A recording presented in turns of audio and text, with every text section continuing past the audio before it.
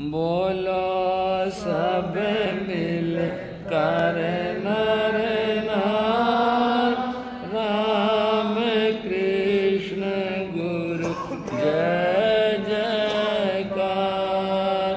बोलो सब मिल कर नर नार, राम कृष्ण गुरु जय जयकार, जय जयकार। राम कृष्ण गुरु जय जयकार। बोलो सब मिल कर नर नार, राम कृष्ण गुरु गुरु सेवा हो या स्वाध्याय, हुए समर्पित मन वच काया। गुरु सेवा हो या स्वाध्याय, हुए समर्पित मन वच काया। श्रेष्ठ शिष्यता के श्रृंगार, राम कृष्ण गुरु जय जयकार। श्रेष्ठ शिष्यता के श्रृंगार, राम कृष्ण गुरु बोलो सब मिल कर नर नार, राम कृष्ण गुरु जय जयकार।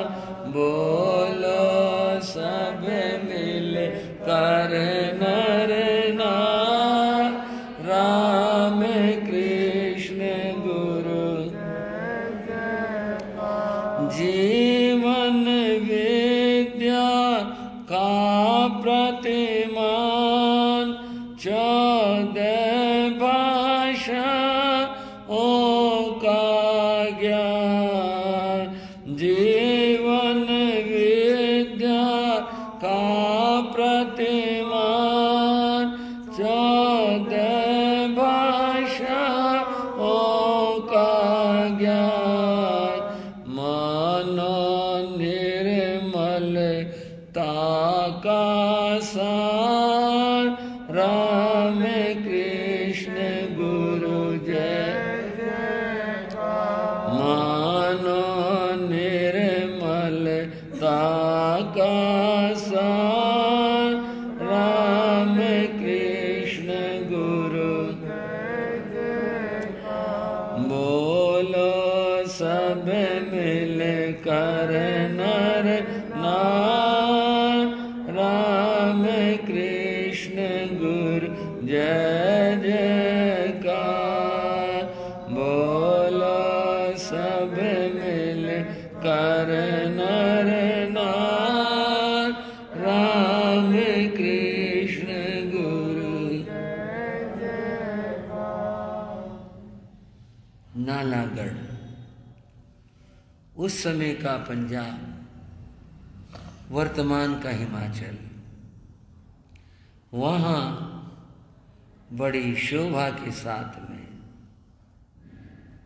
रामकृष्ण की दीक्षा संपन्न हुई।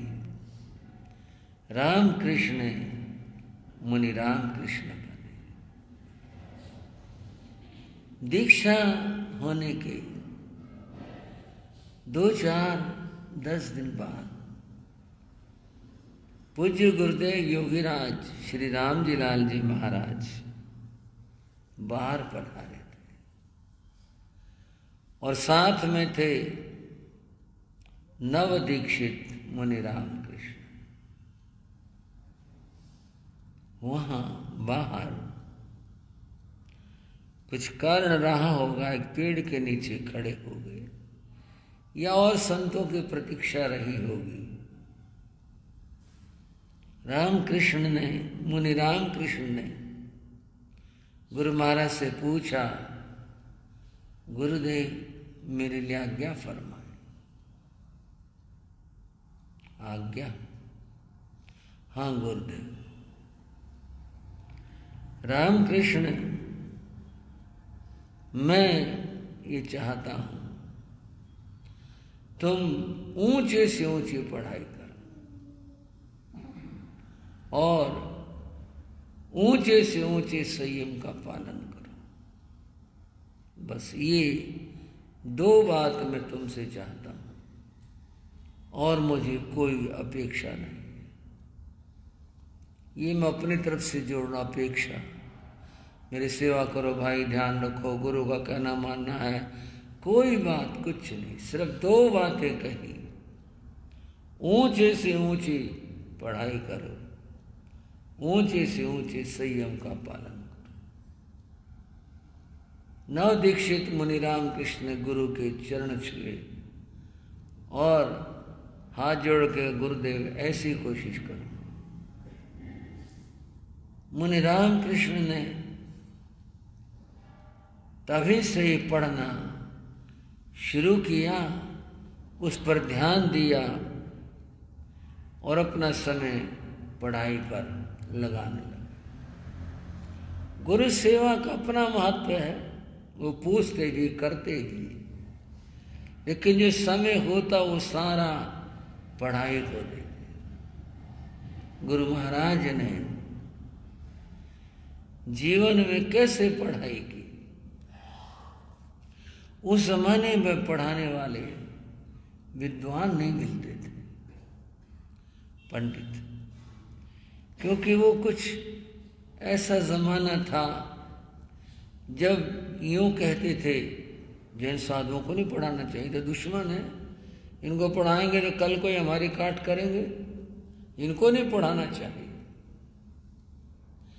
गुरु महाराज को जिन विद्वान ने पढ़ाया उनका नाम सुखदेव पाठक था। सुखदेव पाठक से मेरी एक बार बात हो रही थी।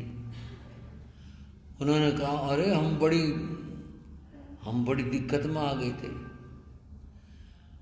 बोले, मैं पढ़ाने के लिए आया था, संपर्क हुआ इससे उससे करते करते किसी ने कहा भाई जैन साधु हैं पढ़ने वाले और व्याकरण पढ़ना चाहते हैं, संस्कृत व्याकरण।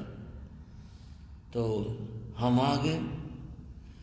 हम जब वापस पढ़ा करके लौटे तो हमारे गुरु लोग, दूसरे मित्र लोग सारे हमारे सिर हो गए। तुम इतने लालची हो, तुम पैसे के लिए इतना भी कर सकते हो, अपने जो विद्या ब्रह्म विद्या है वो तुम जैनियों को दे करके आए हो, बड़ी दिक्कत कर दी, हम तुम्हारे से संबंध नहीं रखेंगे। तो उनका थोड़ा सा मैं भी फिर मजबूत हुआ। बोले भी विद्यार्थी केवल विद्यार्थी होता है, वो जैन और वैष्णव तो नहीं होता। वहां तो जैन वैष्णव की कोई बात ही नहीं। अगर तुम्हें किसी जैन से पढ़ना पड़े वो जैन होगा, लेकिन हमें तो अपने काम से मतलब है, बड़ी मुश्किल से माने। ऐसी स्थितियों में उन्होंने अपने लगन और मेहनत से पढ़ाई की। एक बार गुरु महाराज का चातुर्मास माछीवाड़ा में हुआ था। चातुर्मास हुआ, विहार करने लगे तो वहाँ के प्रधान जी वहाँ एक बड़े आश्चर्य सी में कुछ ऐसे गुरु महाराज से बोले, महाराज साहब ये साधु कौन है? गुरु जी के लिए, मेरे गुरु जी के लिए, मुनि रामकृष्ण के लिए बोले, ये साधु कौन है? बोले क्यों, क्या बात हुई? आप तो ठाणे 4 से आए थे चातुर्मास करने के लिए, ये कहां से आ गए, कब में से आ गए? महाराज पढ़े, बोले यही तो था हमारे साथ में, हमने तो कभी देखा नहीं इनको। हाँ बोले ये बात तो आपने देखा नहीं होगा, लेकिन ये तो हमारे साथ ही तो था। इस बात से कहने का अर्थ ये कि वो इतना एकांत में और अलग बैठते थे कि लोगों को ये भी कितनों को पता नहीं होता था कि वे मुनि रामकृष्ण कौन है, किसका नाम है और वो कौन से थाने है, कुछ नहीं। इतना उनका ध्यान अपनी पढ़ाई पर था, लोगों से मिलने का, जनसंपर्क का, बात करने का कुछ काम ही नहीं था। अपने पढ़ाई में मस्त रहते, उसी में आनंद था। उस जमाने के साधु, ये मैं नहीं, मैंने सुना बड़े संतों से, प्रेरणा देते हो, कहा करते, देखो मुनि रामकृष्ण को देखो, पढ़ाई करनी हो इसकी तरह से करो। बात करता किसी से, मिलता किसी से, कितनी गहन पढ़ाई करता है। पढ़ना हो तो ऐसे पढ़ो, ऐसे प्रेरणास्पद बने, प्रेरणा रूप बने। और उन्होंने जीवन में 14 भाषाएं पढ़ी। एक भाषा होती है कि विषय होता है। जहाँ तक विषय की बात है, जैन धर्म के शास्त्रों का, टीकाओं का, वो तो समग्र अध्ययन किया ही। अन्य धर्मों के धर्म ग्रंथों का भी बारीकी के साथ हम अध्ययन किया। इसीलिए वे विद्वद रत्न कहलाए। विद्वानों के जो रत्न थे वो कहलाए। सभी उनकी इस बारे में प्रशंसा करते थे कि रामकृष्ण विद्वान साधु। एक बार फरीदकोट में संत विराजमान थे, और कौन कौन? व्याख्यान वाचस्पति श्री मदन लाल जी महाराज, गुरुदेव योगीराज श्री रामजी लाल जी महाराज, और इनके शिष्य संत जो भी थे, काफी ठाने थे। वहाँ महावीर जयंती का आयोजन था, बड़े स्तर के ऊपर था। उसमें फरीदकोट रियासत थी, स्टेट थी, तो उसमें राजा भी आमंत्रित थे। सोच सकते हो कितना बड़ा आयोजन होगा। वह जितने बौद्धिक लोग थे, वकील, जज, ये सब लोग उसमें आमंत्रित थे। इस स्तर का था। फरीदकोट की बिरादरी बड़ी सजग बिरादरी थी, और उसमें अच्छे पढ़े लिखे लोग थे, तो इसीलिए इस लेवल के ऊपर आयोजन था ये। शाम को सभा के प्रमुख, प्रधान, दूसरे लोग, कुछ 5-7 आदमी आए। बड़े थे व्याख्यान वाचस्पति श्री मदन लाल जी महाराज, उनके पास पहले तो सर एक रिपोर्ट दीजिए, ऐसे से होगा, ये हो गया, कर दिया, और वो यही आएंगे सब लोग। ठीक है, बोले जी निवेदन था। बोलो क्या बात? कल सब बहुत पढ़े लिखे लोग आएंगे, तो हम चाहते हैं कुछ ऐसा प्रवचन हो जिससे ये लोग प्रभावित हों। इन्हें भी लगे भाई जैन साधु पढ़े लिखे लोग हैं, विद्वान हैं, तो कुछ ऐसा नया सा कुछ हो। बोले कोई बात नहीं, नया करवा देंगे। बोले बस यही चाहते हैं। वो चले गए। वाचस्पति जी महाराज ने मुनि रामकृष्ण को बुलाया। रामकृष्ण, कल महावीर जयंती है, और भाई आए थे, ये कह रहे थे कि सब बड़े बड़े आदमी बुला रखे इन्होंने, तो भाई प्रवचन तो होंगे, लेकिन कल तुम्हारा प्रवचन होगा। और भाई ये कह रहे थे कुछ विशेष होना चाहिए, बस अब तुम देख लो क्या करोगे, जैसे आपकी आज्ञा होगी। बंधुओं, वो एक प्रयोग की बात हो गई। उस महावीर जयंती पर गुरु महाराज ने, मेरे गुरु जी ने खड़े होकर के अंग्रेजी में प्रवचन दिया था। शायद करके कह रहा हूं, बाकी तो क्या कहूं। अपने स्थानकवासी परंपरा में ये पहला ये प्रयोग था। खड़े होकर, खड़ा तो कोई भी होकर सुना दे, पर अंग्रेजी में प्रवचन दिया। आधा घंटा उन्होंने अंग्रेजी प्रवचन दिया। अब प्रवचन तो बोल लेना एक और बात है, प्रवचन देना एक और बात है। बात तो अंग्रेजी में कई लोग कर लेंगे, लेकिन भाई अंग्रेजी में बोलो, ये बड़ा मुश्किल काम हो जाता है। आधे घंटे के प्रवचन के बाद उन्होंने जब अपना प्रवचन बंद किया तो जो मंच पर ये सब बहुत दिन लोग बैठे थे, इन्होंने कहा नहीं नहीं अभी और सुनाइएगा, हम और सुनना चाहते हैं। आपने महावीर के बारे में बताया, हम जैन धर्म के बारे में भी सुनना चाहते हैं। आधा घंटा तुरंत पाओ और फिर उन्होंने सुनाया। ऐसा कहते हैं कि बड़ी जय जयकार हुई जैन संतों की। भाई ये लोग तो बहुत बहुत पढ़े लिखे लोग हैं, बहुत विद्वान आदमी हैं। इन्होंने देखो इनके साथ उन्हें कैसे प्रवचन दिया अंग्रेजी के अंदर, धारा प्रवाह। और वे खड़े पांव ये कह दिया जाए किसी को, भाई महावीर तो सुना, जैन धर्म के बारे में और सुनाओ, बड़ा मुश्किल काम होता। तो अंग्रेजी का मामला हिंदी में ही किसी को कह दे और सुनाओ आगे, बड़ा मुश्किल हो जाता है।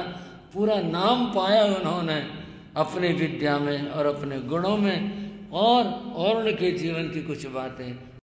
चत्तारी मंगलम अरिहंता मंगलम सिद्धा मंगलम साहू मंगलम केवली प्रणतो धम्मो मंगलम चत्तारी रोगोत्तमा अरिहंता रोगोत्तमा सिद्धा रोगोत्तमा साहू रोगोत्तमा केवली प्रणतो धम्मो रोगोत्तमो चत्तारि शरणं पविज्यामि अरिहन्ते शरणं पविज्यामि सिद्धे शरणं पविज्यामि साहू शरणं पविज्यामि केवली प्रणतं धम्मं शरणं पविज्यामि।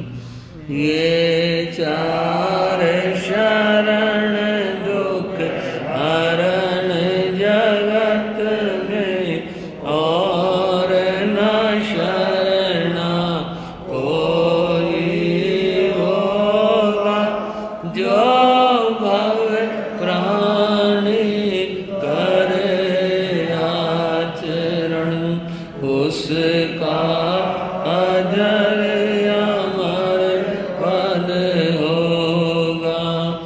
उसका सदा ही मंगल हो। मंगल आशीर्वाद, मंगल आशीर्वाद, मंगल आशीर्वाद।